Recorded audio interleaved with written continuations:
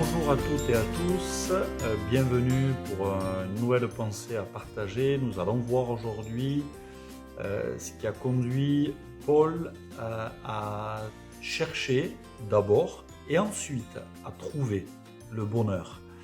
Et on va voir comment Paul s'y est pris et ce qui a permis de trouver le vrai bonheur et cette plénitude, et notamment bien sûr en Jésus, puisque c'est le centre de notre intérêt, de nos intérêts. On écoute Paul de suite. Bonjour à toutes et à tous qui vont m'écouter sur mon témoignage, sur ma rencontre avec le Seigneur. Je suis né dans une famille dite athée et agnostique, n'accordant aucune valeur à la religion.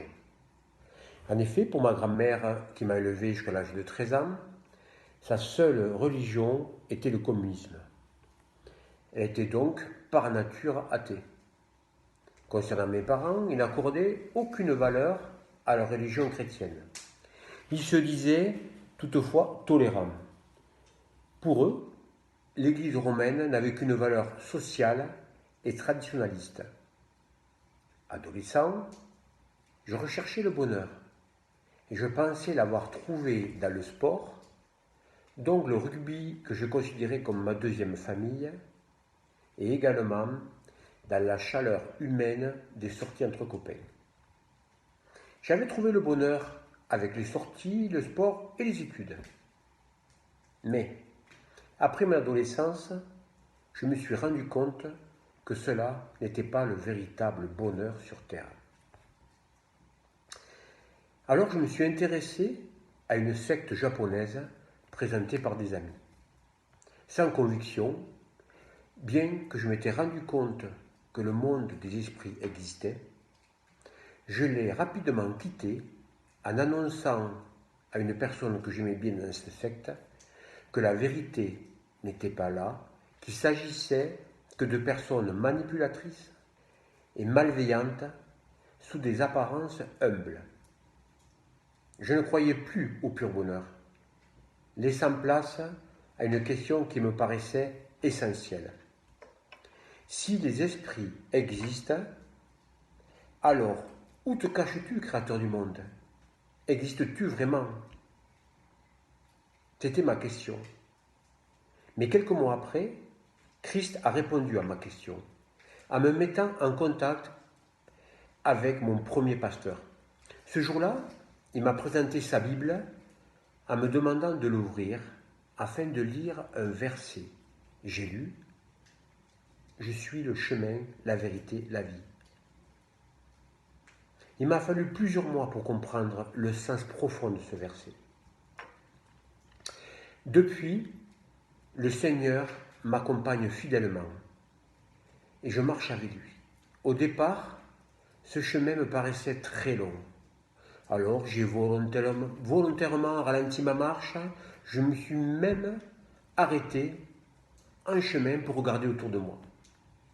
Il était si simple de suivre son enseignement, ses commandements qui me présentaient sans cesse. Mais je me suis laissé distraire par le monde, en sachant que j'étais toujours avec le Seigneur, donc en sécurité et en paix.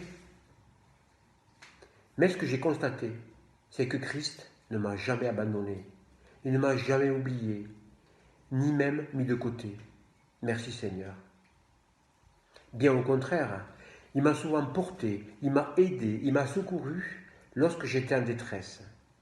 Il a été patient comme aucun père ne peut l'être. Aujourd'hui, je sais qu'il m'a sauvé de ce monde de ténèbres et qu'il m'aime très fort, même avec tous mes défauts. Christ est à moi et je veux le garder à moi.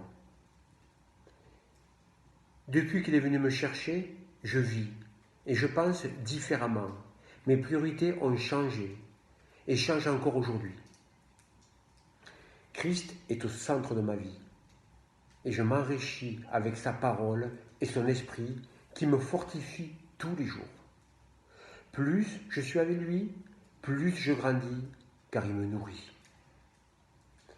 Mais ma marche sur son chemin vers sa lumière m'appartient. Et je prie aujourd'hui afin que je ne faillisse pas, que je ne m'arrête plus, et qui me soutienne à chaque fois que je trébuche. Quelle grâce, quelle joie, quelle paix. Merci Seigneur. Merci Paul pour cette pensée partagée. À très vite pour un autre partage. Au revoir à toutes et à tous. À très bientôt.